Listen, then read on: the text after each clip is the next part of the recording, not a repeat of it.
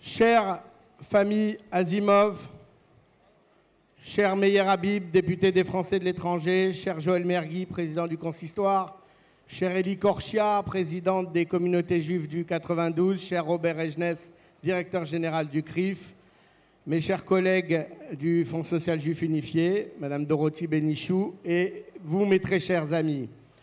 C'est la première année que je suis sur ce podium en tant que président du Fonds social, mais c'est évidemment pas la première année que j'assiste à ce dîner.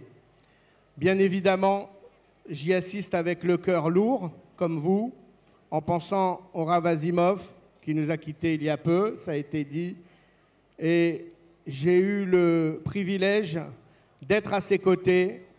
C'était une de mes premières sorties après mon élection au Kinous HaShluchim d'Île-de-France. J'ai eu cette chance, j'oublierai jamais, d'être reçu rue Petit par le Rav Azimov et par tous les Shluchim, et ça reste un moment dont je ne pourrais pas ne pas me souvenir. Mes chers amis, je suis ici parce que, comme vous, j'aime le mouvement Lubavitch. Comme vous, j'aime pouvoir voyager dans le monde entier et toujours savoir que j'ai un Bet Rabbah où me retrouver. Comme vous, j'admire ces jeunes que je vois le vendredi après-midi dans les rues de Paris, dans les rues des villes avoisinantes, qui rentrent dans les commerces juifs, qui sont une présence, qui sont un symbole, qui viennent apporter, donner.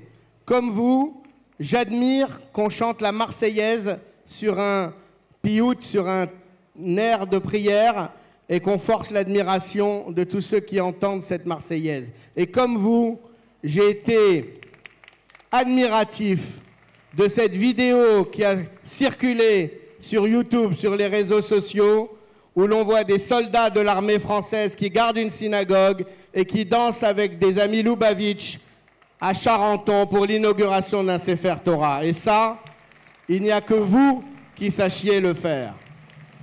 Alors, bien sûr, j'ai dit tout à l'heure que nous avions le cœur lourd en ce moment. On a tous en mémoire les événements d'il y a un mois et les événements d'Hyper Cacher, et on s'est tous identifiés aux victimes et aux familles des victimes.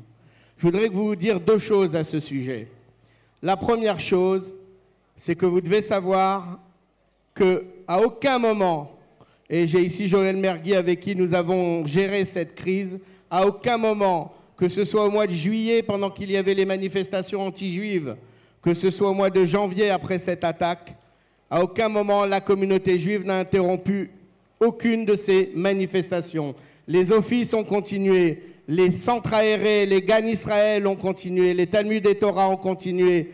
Et c'est comme ça, et les écoles bien évidemment, et c'est comme ça que nous voyons l'avenir, c'est comme ça que nous voyons les choses. C'est le message du judaïsme, c'est le message aussi du rabbi de Lubavitch, que de toujours relever la tête, relever le défi et relever le challenge. Enfin, vous le savez, le Fonds social juif unifié que j'ai l'honneur de présider est un partenaire du mouvement Lubavitch. Dès que nous pouvons aider pour des contrats sur des écoles, sur des centres, nous le faisons, nous sommes présents. Mais je vais rajouter quelque chose.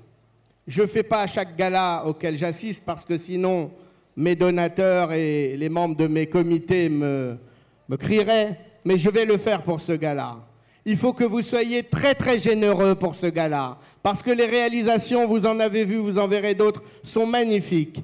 Et nous avons en tête cette phrase, Kol Israël Arevim Ze Laze. Chaque membre d'Israël est interdépendant l'un de l'autre. Si le mouvement Lubavitch est fort, les institutions seront fortes. Si les institutions sont fortes, la communauté juive sera forte. Et si la communauté juive est forte, le pays et Israël seront forts. Alors donnez, soyez très généreux. Merci.